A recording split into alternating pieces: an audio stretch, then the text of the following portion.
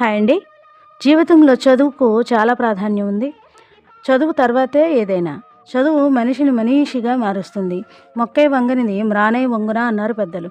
అంటే పిల్లలుగా ఉన్నప్పుడే ఏది నేర్పినా సరే, పిల్లలు అల్లరి చేస్తారు. అది సహజం. మాట అంత త్వరగా వినరు కూడా. నిజమే.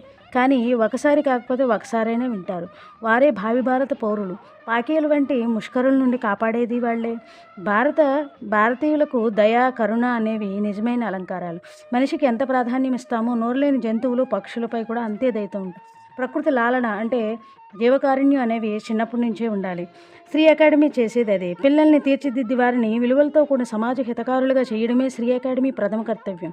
శ్రీ అకాడమీ అంటేనే క్రమశిక్షణ. ఎన్ని అవాంతరాలు వచ్చినా పిల్లల విద్యోన్నతే శ్రీ అకాడమీ ఆశా శ్వాస. నేటి బాలలే రేపటి పౌరులు. పిల్లలందరికీ బాల దినోత్సవ శుభాకాంక్షలు. జై హింద్, జై భారత్.